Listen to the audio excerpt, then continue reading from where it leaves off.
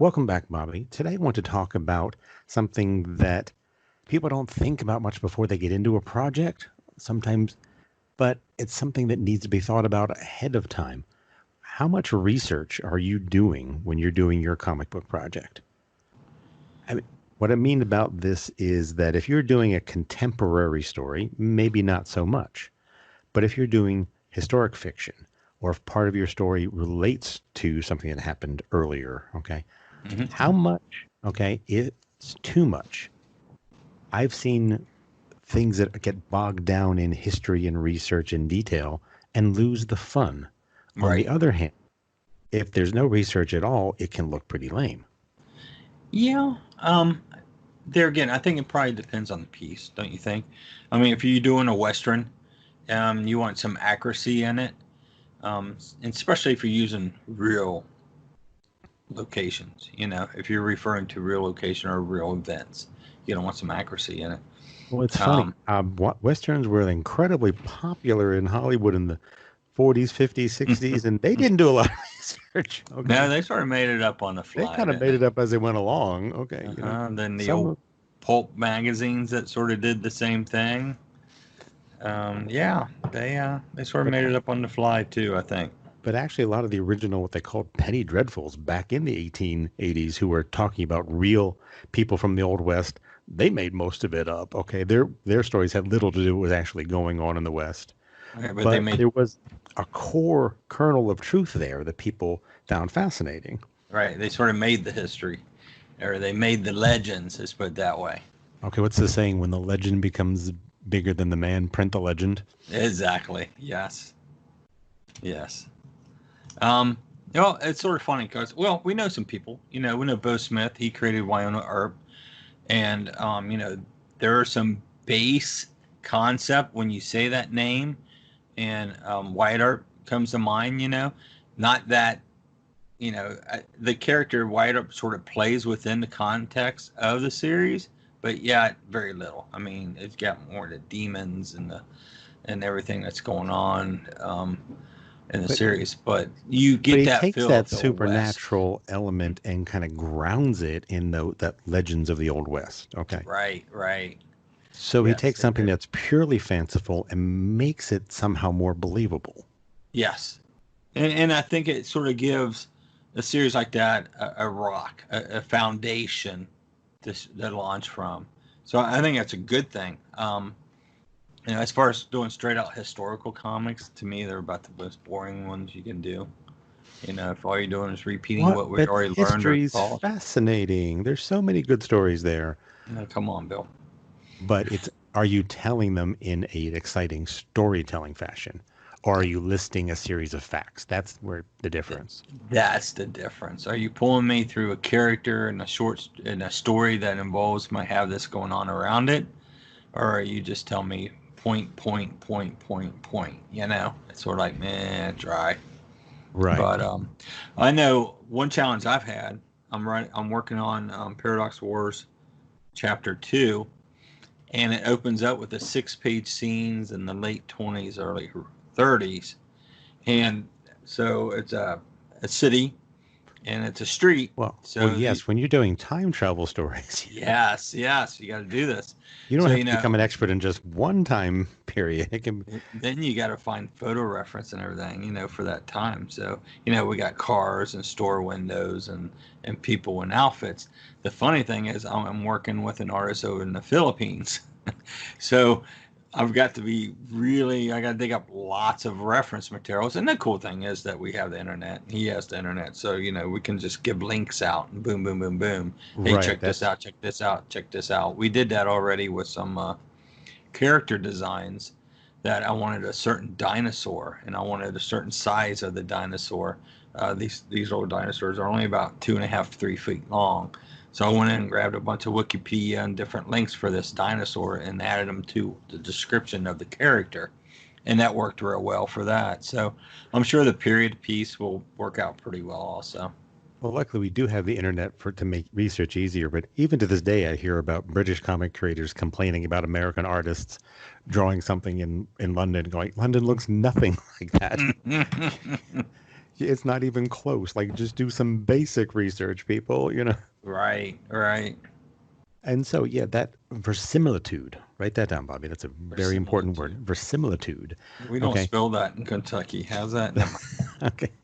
It makes it sound look real. Okay. You know, Okay. so if sneaking some of that in can help to ground your work. Okay.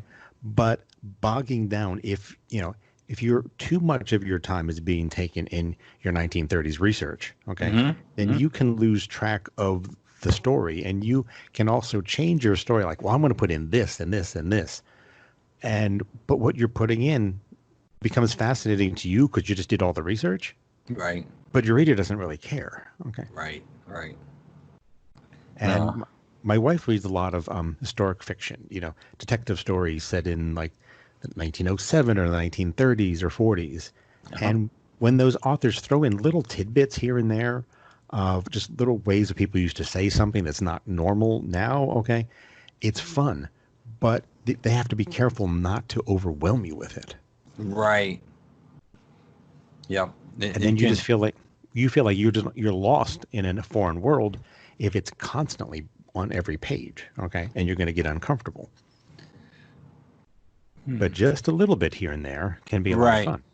Yeah. Well, it's sort of like where I'm writing Camelot Forever, and a lot of this takes place over in England and London and all over there. And how much of that do you use their slangs, and how much do you just ignore? Um, to me, I just ignore a lot. Add a little bit through maybe a character or two. Um, I don't want to distract from the concept of the story. Let's put it that way. Because True. mm-hmm. But you also have to be careful that when you do try to put details in, you realize there's always someone who knows more than you do. Yes, And they're going to yes, call you on it. every time. Well, that's why Bob, you don't put random bear attacks in Yeah, England. yeah, mm-hmm. If there's going to be a bear attack, there has to be a reason because they don't have wild bears in England. Right, But right, if you put that into your story of why there is a bear on the loose, then it works. You know. right. It So it's escaped but from a zoo or something. Yeah. right, okay. Mm-hmm. But those are the things you have to have more than one person look at, okay, so Right. that you can catch you on something that might, someone else is after it's published is going to go, wait a minute, that doesn't make any sense. Okay. Well, I know one part of the story that I was writing. I had to figure out when cell phones actually came around. Not, I mean, this is all fiction. So I feel like as long as I got it close, you know, Well, common and usage, yeah. yeah. So I did a research and found the bag phones. If you remember the original car bag phones they came out with, it was these great big bulky bag things. And they were And only in cars, okay. yes, yes, So because they that was the needed the power. earliest. Yeah. Yeah. And So you had to be really, really, that was a way to show that a character was super rich, if they had a phone in their car. yes, yes. And then they got a little bit more mobile, where they'd had a huge battery, but it was like a shoulder pad backpack type thing, but it was a cell phone. So yeah, I did my because I wanted it. I knew the time period, but I had to figure out if I could include a cell phone into this conversation because money wasn't an option for this character as far as getting it, and it worked out pretty well. But it was But sort of if neat researching all that too. It was fun figuring out when cell phones actually came around, and but if you're having a 14-year-old kid pull the cell phone out of their pocket, I mean, no, obviously not in 1932, okay? no, Not in no, not in 1972, but no, 82? No, 92. When was that line that exactly. makes sense? Okay. Yes, yes. And then pagers. Remember pagers? Oh, pagers. Yes, I Yes. think at one point I was carrying two pagers. So yeah, I don't know, one for business, one for home or something. I don't know. I thought I needed to be in contact all the time. You got a message Uh, on pager number one to try to check the message from check pager number number two. two. Exactly. Um, so yeah, I mean, it's fun adding. I think it's cool adding those little things. Even though I personally write a lot of time travel, as I just said, I'm writing a series of novels that includes it some, and I'm writing a comic book series that's currently on Kickstarter that has a lot. I think it's the little things that you add that are fun, but it doesn't drag you or the story down. And that's where it's important to get someone else to read over what you've done. Okay. You need that Yes. feedback because you can be so proud of all of the research and detail you put in. And someone's got to be honestly tell you of like, you kind of lost track of the story on this page. Okay. Right. This is too much. I mean, just cut it back a little bit because you can bog down the flow of the story. And if, that is the Mm. most important thing. Okay. If you take a 2 or 3 page, comic book page detour to talk about cell phone usage, okay, and Mm-hmm. how prevalent it was in this year, people are going like, do I really need to know this? Okay. Right. Or, and then you don't have enough, your pacing is off. You don't have enough room to do something else that's character wise. Okay. Right. So it's an easy trap to fall into because while you're doing it, you can find it totally fascinating. Because I spent 6 hours researching this. I'm not going to waste that time. Sometimes you went too far. Yeah. But yes. I've been there before. I think you've asked me to pull back a few times or add a few things to some of this and that and some of the different projects that we've seen. Well, it just has good idea to have someone else bring it up. Okay. Mm-hmm. And if I say maybe too much or too little, you can argue back like, no, I think it's going to work, and here's why. But if but sometimes you might like, well, I get what you're saying, Bill, but it doesn't mean that the other person is always right. You have to be able to fight for your own ideas if you think if they really are well thought out. But sometimes you need to look at the other person's point of view and go, yeah, maybe I did go too far on that one, and I can pull back and really not lose too much. But yeah, you Right. do, you've heard the saying, kill your darlings. I mean, every writer gets so involved with their own ideas that every idea is so precious, Right. but they're not all going to fit. Okay. So Yep. those carefully placed details that can be fun, informing, but don't turn it into a treatise on whatever subject you happen to be coming up with. And if you do it once with cell phones in the story you're talking about, Mm-hmm. are you going to do it again with something else and something else until it Yeah. just becomes Right. yeah, it Uh, just becomes you're tripping over all the details. Right.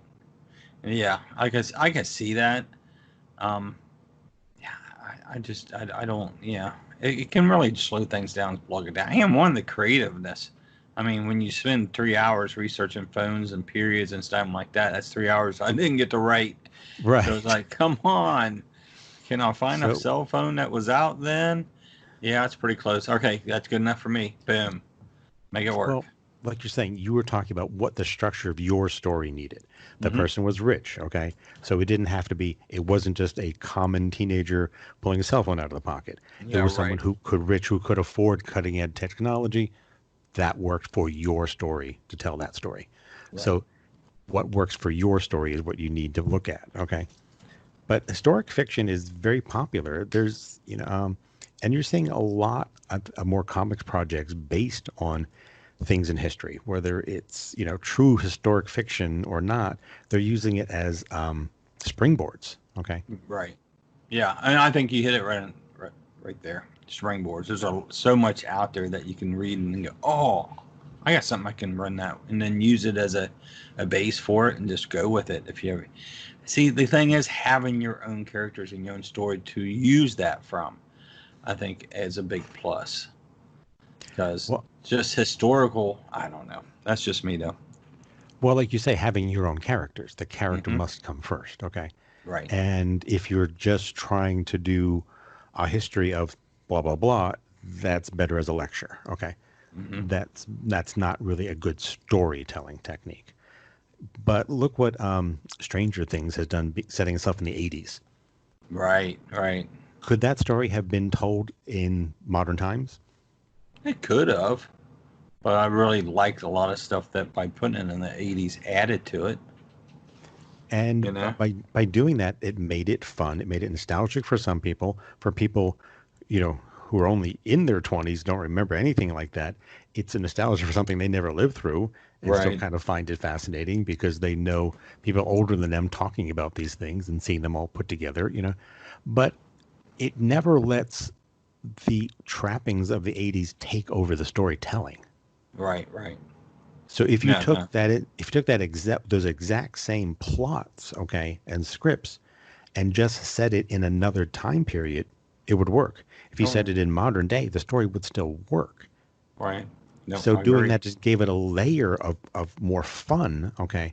It made it a lot more work for the production team, Yeah. but again, it gave people just another level of enjoyment to it. Yeah. Yeah. I mean, it's nice, they're hitting the highlights of different things during that period. And there's so much that you can play with. I mean, I don't know, no spoilers, but, the whole Russian thing. And there's just so much stuff that they can pull in here and there and play within it. But Yeah, it there's, turns out there's a, that go ahead. if for people listeners who don't know, it turns out once upon a time you couldn't trust Russia. Wait a Yeah. minute, that's Yeah. wait a minute, that's like last week too, isn't it? That's Yeah. I believe what, so. what goes around comes around. So yeah, Yeah, exactly. but it's but again, Stranger Things attracted an audience who heard about the '80s nostalgia and stayed for the storyline. Yes, I mean, I think it was cool seeing how malls were a big thing. It's like what? I remember our mall over here opened up in the late '70s, mid '70s, somewhere in there. And I guess it was a big thing because it had all these stores in one place. So there's little things that they include within this that's like, wow, this is Okay. pretty cool. Oh, and D&D owes them so much money. Okay. Yeah, they do. Yes. D&D sales have skyrocketed. And so many people, it's because of that show. Okay. It got them like, what is this? Let me check into it. Okay. And Right. more people are playing it than have in years because of one show. All right. Right. But also doing just general doing historic research you can find ideas that can be springboards for you. Okay. Um, have you ever heard of the Tunguska blast from Russia in the early 20th century? No, huh? It's a large forested area in Russia that was leveled. The force of the blast was like a nuclear bomb, Wow. but this was before nuclear power, and there's no radiation in the area. Okay. And scientists are still speculating of what could have caused it. The most logical idea is a meteorite strike. But Oh, okay. that one single meteorite strike could hit with that kind of force is Hmm. perfectly logical. Okay. Right. But, okay, that very mysterious idea, so many different writers have come up with, oh, but here's what really happened then. Okay. No, it wasn't that at all. It was, now you fill in the blank. You use your imagination and Right. tell your story. Now, that story doesn't have to be set in that time, but it could be a springboard for your modern day story. Okay. Oh, sure. And uh, but by just grounding your modern day story to any historic fact, okay, can give it a little bit more of an edge of realism, even though you're completely making everything up. But it helps to ground your story just a little bit. Like we don't really know if there were demons in the Old West, okay, Right. but Right. it worked well for Winona Earp and how that Yes, it story puts does. together, okay, and so research can be fun, okay, it can be tedious. You need to know where to find that balance yourself of where you can find. Now, the internet makes it so much easier. On the other hand, it gives you too much knowledge. Yeah, that's true. And that's definitely true. Just sometimes it can be too much, but it's also easy access. So I really, I It's am so thankful for the internet. it's easy access, but you can get lost down the rabbit hole. Yeah, yeah, you can. You can. You can spend a day searching cell phones. Hmm. Yes. Okay. And now you know so much more about Yes. cell phone history. And the companies that started them and the companies that bought them on top. Yeah, there's a lot out there to find out. Bob, if you started bringing this up in random conversations, did you know? Yeah, I need to. Yeah, Yeah. yeah. Everybody knows about baseball and music. I can tell you about cell phones. History of cell phones. Yes, but nah, I think it can be a nice starting point. I know I use it in the novels, but and history doesn't always have to be true history either. How do you mean that? You can play upon a folklore or what's the words I'm looking for? Well, I'm using the whole concept of Camelot and King Arthur. Is it true? Don't know. There's legends. There's Legend, stories. where do history and legends, history leave off and legends begin? No Yeah. one really knows. No, they don't. We do know there's dark ages. You know, there was a dark time back then. So, you know, that's sort of a way to play off a story concept too. Is take it, not rewrite what somebody's already created or redone, but to add to that concept. And you don't have to go that far back to be, we talked about legends of the Old West. Okay, well, Yes. legends of 30s gangsters in Chicago, Mm-hmm. stories that would become bigger than life, and and you can use like any historic period and say, well, here's what was really going on, but there may have been something more to what we know. Okay, and you can create your own legends out of whole cloth, really. Oh yeah, no doubt. So, So research for comics, how much or how little? I would say it's really up to the project, wouldn't you? it's up to the project, and you have the there's you have the research for the writer and then the artist. Right. Now the artist may wind up hating you as the writer. Okay, like, you want me to draw what now? Okay. Yeah. Yeah. I might be getting this from Joel. Who knows? Well, some artists love doing historic pieces and doing quote unquote out of date clothing and doing that kind of detail. And some like, oh, I can't believe I have to put up with all this. Okay, why can't I just draw a man in a suit? It's like, well, it's got to be this type of suit. Okay, now that's a Right. 40s suit. That's not a 1930s suit. And but those things, someone's going to notice the difference, and you have to do the research. And hopefully, as an artist, you can let yourself accept the challenge and have fun with it. Right. Right. I So agree. basically, to wrap this up, the the way I think you put it, the amount of research you need very much based on your own project, and really is determined more than anything by your story flow. Okay. Right. Make sure that you're not making major historic mistakes if you do use some kind of, get the year right, okay, of the certain event that happened, or else someone's going to call you on it. Yes. Little things like that, okay, which you'd be surprised how often are people do make mistakes on, okay.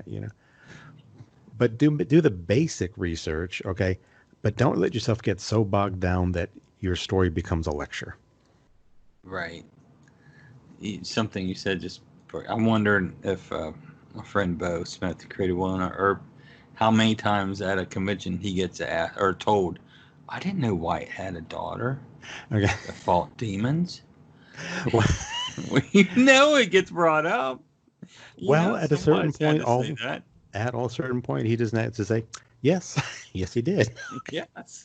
Yeah, and just tell people about the obscure library he found that had these dusty tomes in the back that were handwritten, and Right. and just if people are going to ask, sometimes you just have to keep the story going There and you tell them go. how you found this incredibly lost historic documents. Now it can finally come to light. Just continue to embellish, huh? We're storytellers, right? Right. Why do you stop? Okay. Never. Well, thanks so much for your time today. It's great talking to you. Appreciate it, Bill. Thank you. Bye bye.